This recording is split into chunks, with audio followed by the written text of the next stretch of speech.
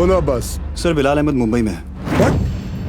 तुम्हें कैसे मालूम? सर अब्बू ने कहा है, मेरे साथी हैं। बिलाल ही है सर, मरीन लाइंस कब्रिस्तान में है इस वक्त, बिल्कुल हमारे सामने। खान साहब, क्या आपको पूरा यकीन है कि वो बिलाल अहमद ही है? यस सर, क्योंकि जिस कब्र पर वो फातिहा पढ़ रहा है वो उसकी अम्मी की है सर। आप एक काम करें, अब्बास से कहे कि बिलाल को ट्रैक करे और मेरे टच में रहे। चाहे जो भी हो जाए, बिलाल हमारे हाथों से निकलना नहीं चाहिए। Yes sir.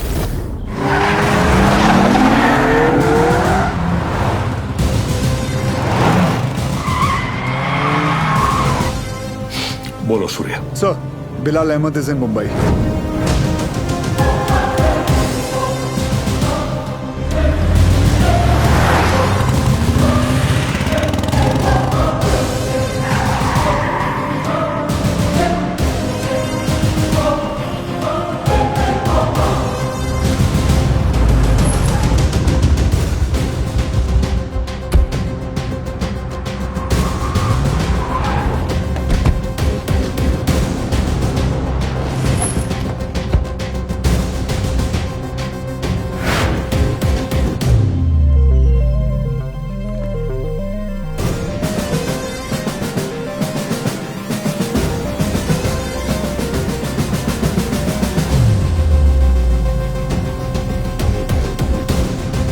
मैडम मुझे चेकआउट करना है, मेरा बिल तैयार कर देंगे प्लीज?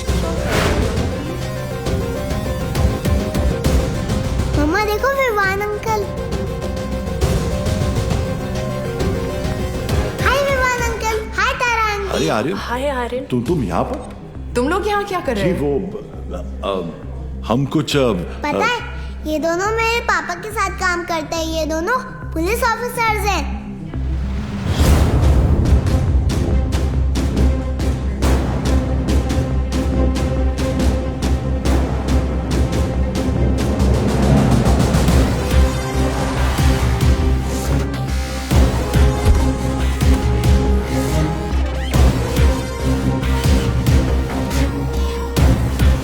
देखो पापा भी आ गए।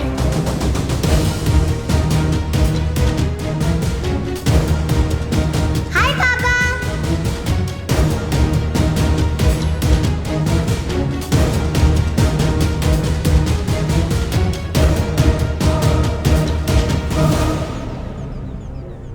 बच्चों को लेके जाओ यहाँ से। This is serious.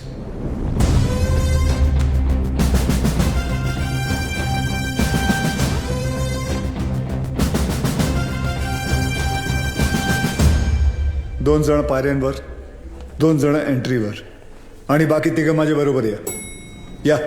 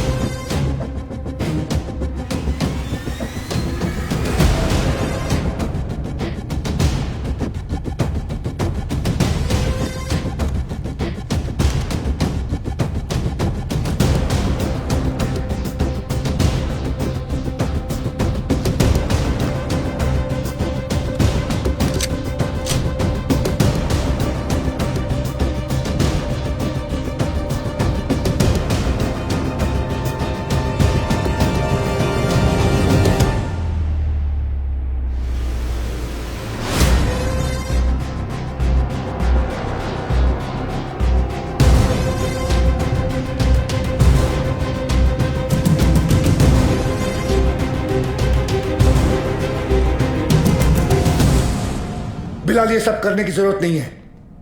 Just surrender. और क्या मिलेगा सरेंडर करके? फांसी? नहीं चाहिए मुझे ऐसी जिल्लत भरी मौत। मैं फिर से इस मुल्क में तमाशा नहीं बनना चाहता।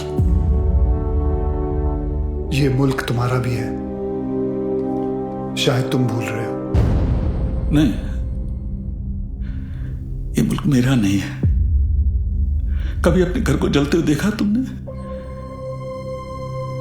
जिस घर में तुम बड़े हुए हो, तुम्हारे माँ बाप बूढ़े हुए, मैंने देखा है। मेरे बच्चे, बीवी, अब्बू को जिंदा चला दिया उन लोगों ने। 27 साल बाद तभी भी चीखें सुनाई देती है मुझे। और बदले में तुमने जो धमाके किए उसका क्या बिलाल? उन्हीं ब्लास्ट में मैंने भी अपने माँ बाप को खो दिया। चाहूं तो इसी वक्त तुम पर अपनी सारी भड़ास निकाल सकता हूं, लेकिन वो एक वक्त था जो गुजर गया। हमें उसे बुलाना होगा, आगे बढ़ना होगा।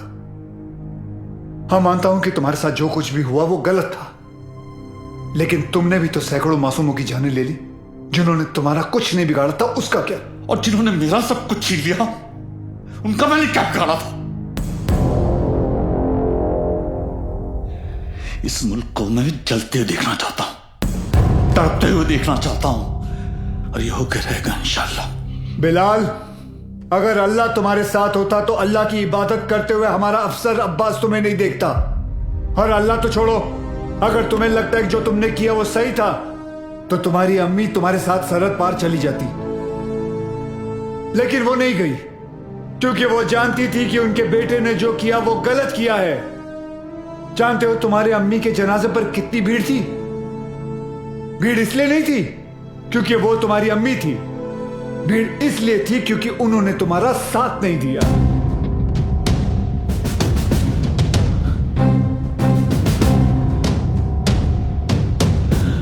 कभी श्रॉफ अब एक और मेडल मिलेगा तुम्हें। बिलाल अहमद को भी 27 साल बाद आखिर तुमने पकड़ ही लिया। बिलाल, जज्बात में आकर तुम गलत फैसला कर रहे हो। नहीं, गलत अब तक हुआ, अब सही होगा। एक एहसान करना मुझ पे, मुझे मेरी अम्मी की कब्र के बगल में दफनाना।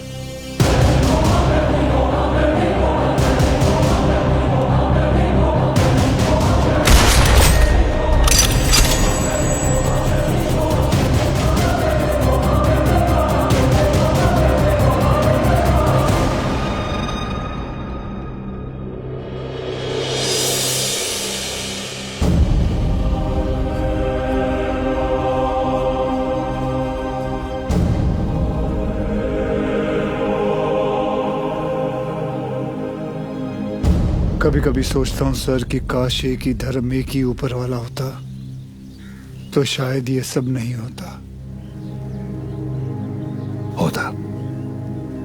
हम इंसान लड़ मरने के लिए कोई ना कोई और बहाना ढूंढ ही निकालते।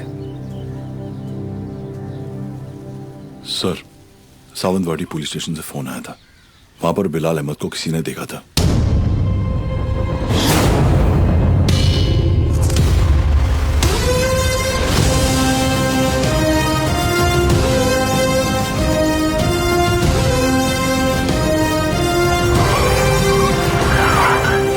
क्या बात कर रहे साहब, एकदम 100% पक्का है साहब, वही आदमी है।